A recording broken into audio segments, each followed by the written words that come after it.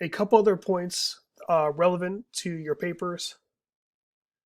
The first one is that your introduction should provide a roadmap or a spoiler for your overall argument. I mentioned before that you kind of want to do this for each section of your paper, but it's really important to do this in your introduction so the reader has a sense of what your paper is about and where it's going and why the reader should go along on your little journey. So, as part of this, you want to make sure you introduce all the main actors or ideas or concepts you're going to talk about in your paper. So, for this paper, you'll probably want to bring up Marx, capitalism, exploitation, as those seem to be some of, if the main concepts that you're going to be dealing with in this paper.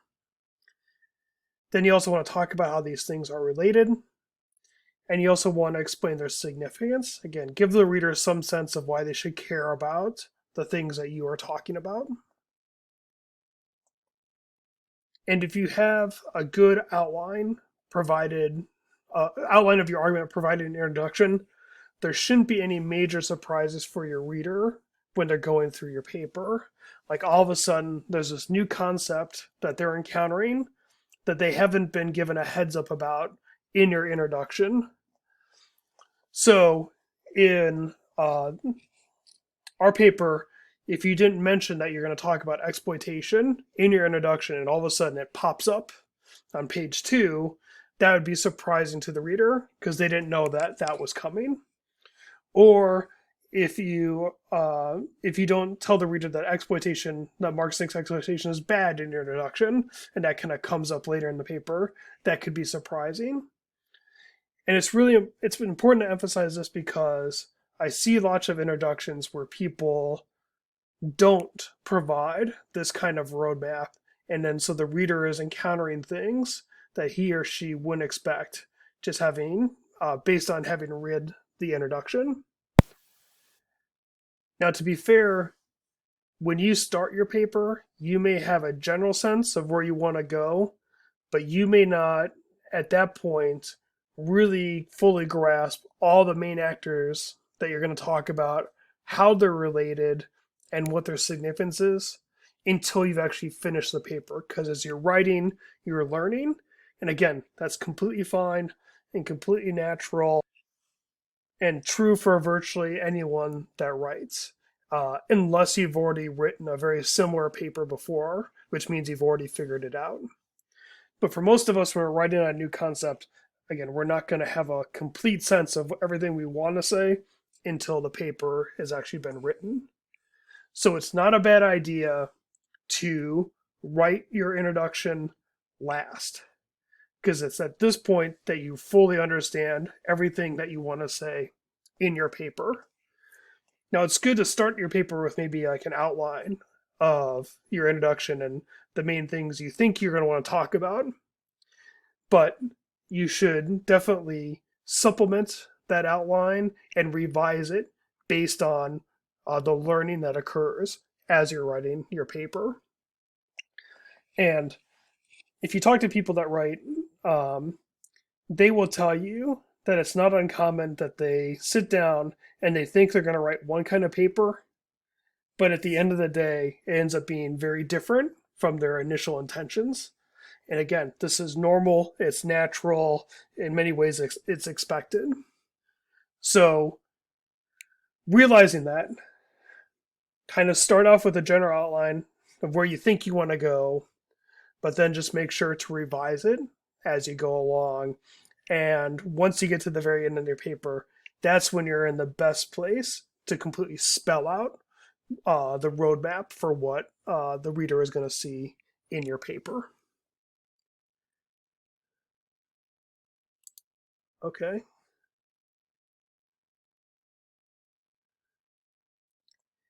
This is a very effective way to structure body paragraphs in this paper and in general in this class for any writing assignment you have. So this paper, the next paper, and then our 2 exams. And what the way this structure works is if you follow it, it's a way of ensuring that you are covering material in enough depth in order for it to be a very effective part of your paper. In general, when people get in trouble in papers is when they don't put enough information down. More so than getting information wrong, they just don't provide enough information and context.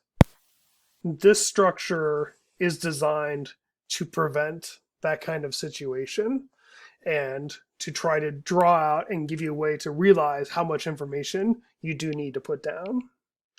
So let's go through it. So you want to start a particular section, and this could be a paragraph or in some cases multiple paragraphs, but it's like a concrete theme that you're addressing in your paper. You want to start off and state your main point, your spoiler, your alert, your roadmap of the section. Then you want to explain or elaborate what this means. So you're going to start off stating something. A is B. And then you're going to, in your next sentence, you're going to kind of explain what that is. A is B because. And this is significant because. Something like that. As part of your explanation and elaboration, you may support your points with quotes that are properly hugged. So you may want to use a definition provided by an author that is completely fine and that's good, and you're supporting your argument by doing that. And it's a way of fleshing out what your initial statement was. And if you do that, just make sure that you're hugging your quotes and you're contextualizing them. So state your main point, explain your main point, and elaborate it. Then you want to illustrate your main point by offering examples or evidence that support what you said at the beginning. And some of the support can and likely will come in the form of quotations that you're going to use to buttress the main point that you're trying to make. So if a particular author uses an illustration of a concept in his or her work, feel free to incorporate that in to as evidence and as an illustration of the main point you're trying to make. And you can do that through quoting the actual example. But when you do that, you want to make sure you properly hug it. So contextualize in the beginning and then explain it at the end. Again, the authors we're reading have done some of the work for us. We're not completely inventing the wheel. So let's profit from their work and use it in the form of quotations, but making sure we're explaining them and to the reader, so that way the reader can fully appreciate the significance of the point of the illustration you're trying to use. Now, all illustrations may not come in the form of quotations, and that's fine as well. It just depends on the particular case, but they may. And if so, again, just make sure you hug them. So you offer an illustration, and then you want to explain to the reader why your example or evidence are in fact illustrative or reflective of your main point. And this is just a way of saying, don't take your illustration as being self-evident. You want to introduce your illustration, you want to then offer it, but then you want to explain it to the reader. So you could say, X is an example of Y, and that would be your illustration. And then you want to say, and this is an illustration of Y because, and then you're explaining your example. Again, often people take illustrations or examples as being self-evident, but they're not. You want to explain it to your reader. And given the nature of your paper, you may offer one example, you may offer multiple, but you generally want to follow this format where you introduce an example and then make sure to explain it. And then when you're done with your illustrations, then you want to restate the main point you've tried to show in this section, and then set up the next one. So you're basically being, this is what we've seen, and then here's where we're going in the next section, the next part of the paper. So back on a general level, how do you structure these body paragraphs? You start with a forecasting of what the reader is going to see. Then you explain and elaborate on that. Then you offer evidence to illustrate the point that you're not, to illustrate your main point and to show that you're not just making something up. Then you want to explain your evidence. And then you want to say, this is what we've shown you here. And then this is where we're going next.